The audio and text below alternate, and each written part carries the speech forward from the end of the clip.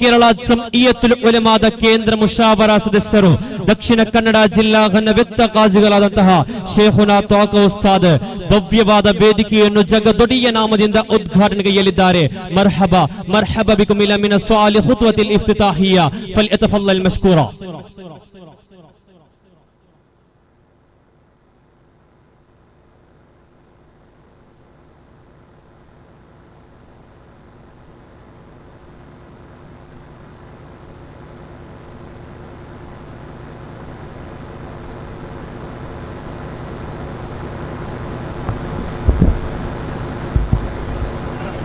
السلام عليكم ورحمة الله وبركاته.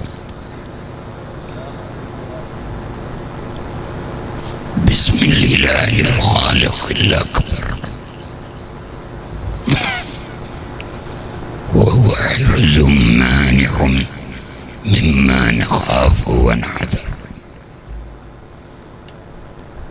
لا قدرة لمخلوق مع قدرة الخالق يلزمه بلجام قدرته. أعمى حميثا أطمى طميثا وكان الله قويا عزيزا. حميم عين سين خاف حمايتنا. كفاية عين صاد كفايتنا. فسيكفيكهم الله وهو السميع العليم. ولا حول ولا قوة إلا بالله العلي العظيم. اللهم صل وسلم على سيدنا محمد وعلى آله وأصحابه سيدنا محمد صلاة تحيا بها أرواحنا وتنشط بها جوارحنا وتقوى بها قلوبنا ويسري سرها في أولادنا وأهلينا وأصحابنا ونكون بها سعداء مسعودين.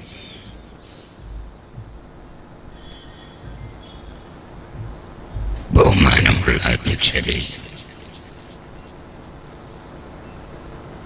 സാദാത്തുകളെ, ഉലമാക്കളെ, നേതാക്കളെ, സഹോദരന്മാരെ,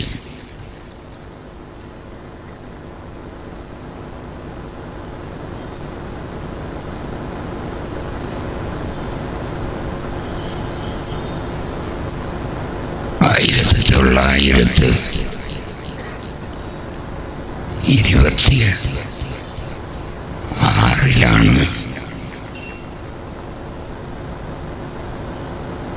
ലോകോത്തര സമസ്ത കേരള ജംഇയ്യത്തുൽ ഉലമ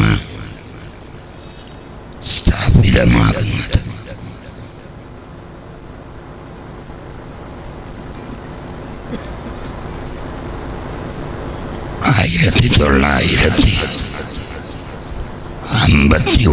ാണ് ഇന്നത്തെ കേരളം സ്ഥാപിതമാക്കുന്നത്.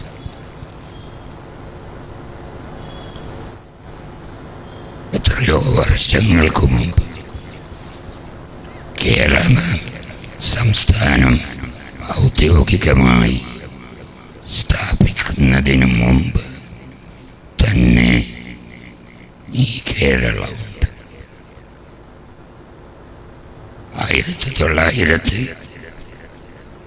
1926 കേരളം എന്ന് പറഞ്ഞാൽ ഉദ്ദേശിക്കപ്പെടുന്ന സ്ഥലത്തിൽ ഈ ദക്ഷിണ കന്നഡയും പെടുന്നു. പക്ഷെ ഇന്നതിൻ്റെ പരിധി ലോകോത്തരമാണെങ്കിൽ അതുകൊണ്ട് ആ കേരളമാണ് സമസ്തയുടെ സ്ഥാപിതത്തിലൂടെ ഉദ്ദേശിക്കപ്പെട്ടു. എന്നാൽ അത് ആ കാലഘട്ടത്തിൽ തന്നെ സമസ്ത കേരള ജംഇയ്യത്തുൽ ഉലമായുടെ സ്വാധീനം ഈ മേഖലയിൽ വല്ലാതെ ചുമത്തിയിട്ടുണ്ട്. എന്ന് പറഞ്ഞാൽ ബഹുമാനപ്പെട്ട പറവണ്ണ മൊയ്തീൻ കുട്ടി മുസ്ലിയാർ സമസ്ത കേരള ജംഇയ്യത്തുൽ ഉലമ ഇവിടെ സെക്രട്ടറി, ജനറൽ സെക്രട്ടറി ആയിരുന്ന കാലത്ത് വരെ ഇവിടെ അതിൻ്റെ പറ്റി എത്തിയിട്ടുണ്ട്. എന്ന് പറഞ്ഞാൽ എൻ്റെ ചെറുപ്പത്തിൽ ഞാൻ കേട്ടിട്ടുണ്ട്, എൻ്റെ പിതാവ് അതുപോലെ കാസർഗോഡ് അതുപോലുള്ള മറ്റുള്ളവരെല്ലാം ഉപ്പിനങ്ങാടിയിലേക്ക് സമസ്തയുടെ നേതാക്കളുടെ നേതൃത്വത്തിൽ കാളവണ്ടികളിലൂടെ ആയിട്ട് ചലിച്ച് ഉപ്പനങ്ങാടിയിലേക്ക് വന്നത്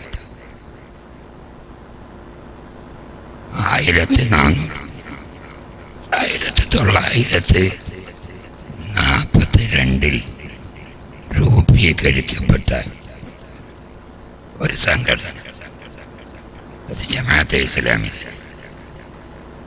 അതിൻ്റെ സ്വാധീനം ഈ മേഖലയിൽ വല്ലാതെ സ്വാധീനിച്ചു. അതിൻ്റെ കേന്ദ്രം ഉപ്പിനങ്ങാടിയായിരുന്നു. ആ ഉപ്പിനങ്ങാടി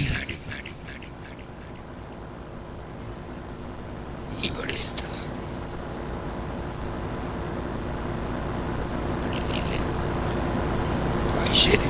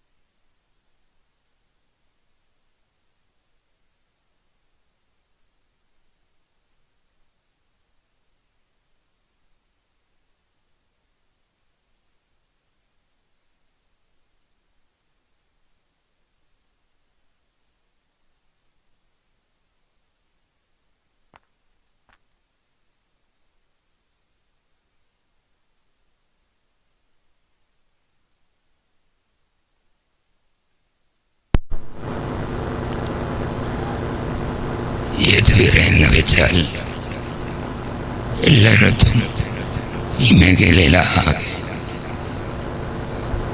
പൊതുവ പരിഭാഷ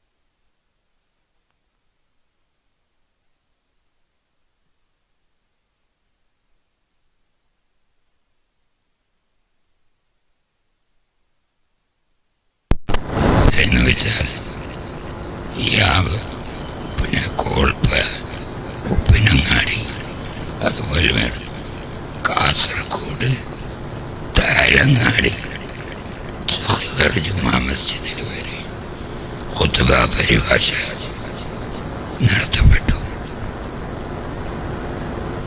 അത്രമാത്രം സ്വാധീനം ചെലുത്തിയ ആ ഘട്ടത്തിലാണ് സമസ്ത കേരള ജമഇയ്യത്തുൽ ഉലമ ഉപ്പനങ്ങാടിയിലേക്ക് വരുന്നത്.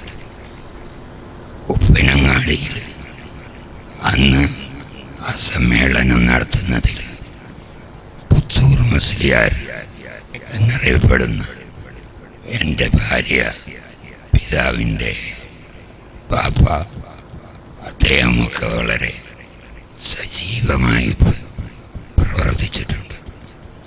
അങ്ങനെ വന്ന് സമസ്തയുടെ സമ്മേളനം നടന്നതോടെ ഉപ്പനങ്ങാട് രണ്ടായി വിഭജിക്കപ്പെട്ടതുപോലെ അതെല്ലാം കെട്ടടങ്ങി ഒരു പള്ളിയിൽ അവർ പോയി. അതാണ് സമസ്തയുടെ പ്രവർത്തന പാരമ്പര്യം. അങ്ങനെയാണ് അവർ ഈ സമസ്ത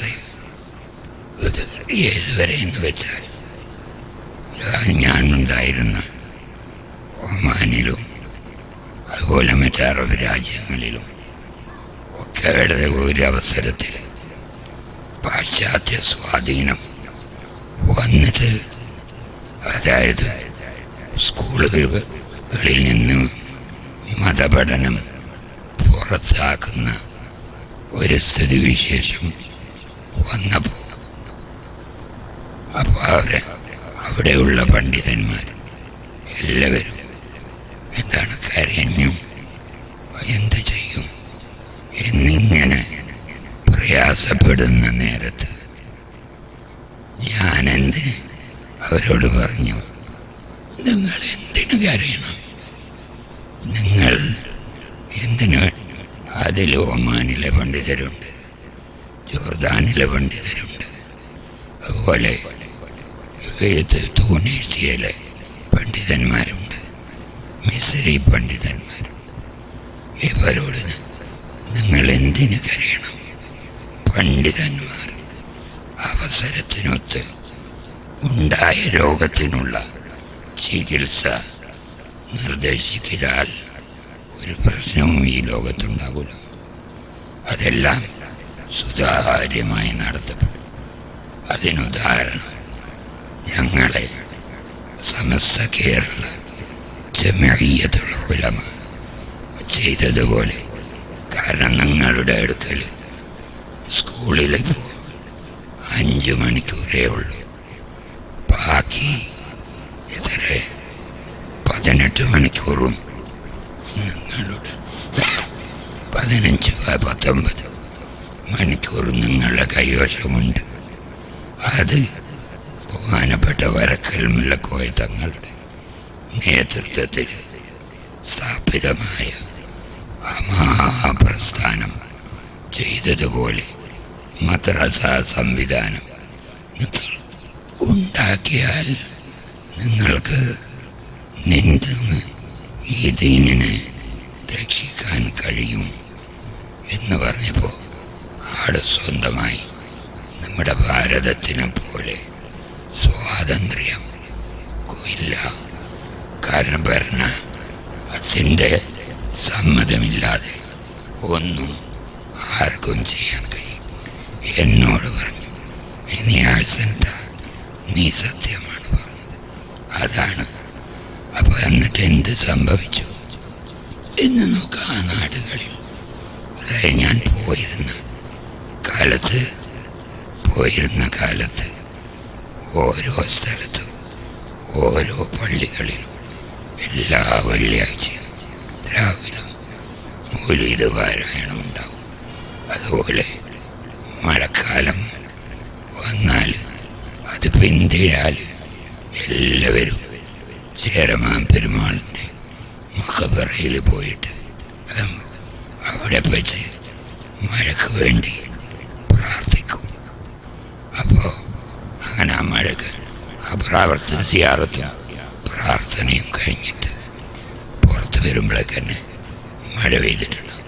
ഗൾഫിൽ മഴ പെയ്തു. അത് ചേരമാൻ പെരുമാൾ മലൈബാറിൽ കൊണ്ടുവന്നു എന്നാണ് അവിടുത്തെ ചൊല്ലുകളിലുള്ള ജാബസാമിരി സാമൂതിരി ജാബസാമിരി അൽഊമ വൽ മദർ മിൻ മലൈബാർ എന്ന ചൊല്ല് വരെയുണ്ട്. അപ്പോൾ അവിടെ അന്നും 40 വർഷം മുമ്പ് നമ്മളപ്പോൾ അവിടെ പോകുമ്പോൾ ഇതാണ് അവസ്ഥ. പക്ഷേ ഇന്ന് ഞാൻ തിരിച്ചു വരുമ്പോൾ അതായത് 2009 ഞാൻ തിരിച്ചു വരുന്നത്.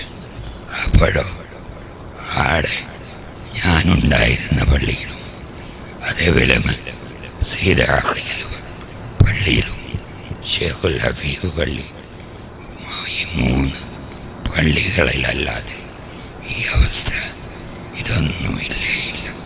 ഇന്നത്തെ തലമുറകൾക്ക് ഇതൊന്നും ഇവിടെ ഉണ്ടായിരുന്നു എന്നുള്ളത് പോലും അറിയാത്ത രൂപത്തിൽ എല്ലാം മാറ്റിമറിക്കപ്പെട്ടു. പക്ഷേ അതാണ് അതിൻ്റെ ഫലമാണ്. അതായത് സമസ്ത കേരള ജമഇയ്യത്തുൽ ഉലമ ബഹുമാനപ്പെട്ട വരക്കൽ മുല്ലക്കോയ അവറുകളും അനുചരന്മാരും ഉണ്ടാക്കിയതിൻ്റെ, അതായത് യൗജൂജ് മൗജൂജ് തടുക്കാൻ ദുൽഖർനൈൻ ഉണ്ടാക്കിയ സത്യനേക്കാളും സത്യ പോലെ ഈ ചുക്കപ്പൻ അതുപോലത്തെ കാറ്റിനെ തടയാൻ വേണ്ടിയിട്ട് വിഭവമാമന്നപ്പെട്ട വരക്കൽ മുല്ലക്കോയത്തും അവറുകളും അവർ ഉണ്ടാക്കിയ മഹാഭിത്തിയാണ് സമസ്ത കേരള ജമഇയ്യത്ത്. അതിനെ പരിരക്ഷിക്കലും കാത്ത് സംരക്ഷിക്കലും അത് ഇവിടെ ദീനുൽ ഇസ്ലാം നിലനിൽക്കണമെന്ന് ആഗ്രഹിക്കുന്ന ഓരോരുത്തരുടെയും കടമയാണ്. അതിൽ ഒരു സംശയവുമില്ല. അതിൻ്റെ മാഷാ അല്ലാഹ് അതിൻ്റെ 100ാം വാർഷികം ആരംഭിക്കാൻ ഇവിടെ 4 മുതൽ 8 വരെ ഡേറ്റുകളിലായിട്ട് വരക്കൽ മുല്ലക്കോയത്തും നഗർ കുണിയയിൽ നടക്കാൻ പോവുകയാണ്. മാഷാ അല്ലാഹ് അത് വലിയ വിജയമാക്കി ഈ ലോകത്ത് ഒരു ചരിത്ര സംഭവമാക്കി കാണിക്കേണ്ടത് നമ്മുടെയൊക്കെ കടമയാണ്. അതിലെല്ലാവരും സഹകരിച്ച് അതിലേക്ക് മുന്നിടണമെന്ന് എല്ലാവരോടും ആഹ്വാനം ചെയ്തുകൊണ്ട് എൻ്റെ വാക്ക് ഈ മഹത്തായ യോഗം ഉദ്ഘാടനം ചെയ്തതായി പ്രഖ്യാപിച്ചുകൊണ്ട് നമ്മൾ എൻ്റെ വാക്കുകൾ ഉപസംഹരിക്കുന്നു. എൻ്റെ റഹ്മാനായ റബ്ബ് നമ്മളെ എല്ലാം അഹ്ലുസുന്ന വൽ ജമാഅത്തിൻ്റെ ആശയാദർശത്തിൽ അടിയുറച്ച് നിലനിർത്തി അതിൻ്റെ അമാനത്ത് നമ്മുടെ വരുന്ന തലമുറയിലേക്ക് അതേപോലെ കൈമാറാനുള്ള തൗഫീഖ് അല്ലാഹു സുബ്ഹാനഹു വ തആല നമുക്ക് തരുമാറാകട്ടെ.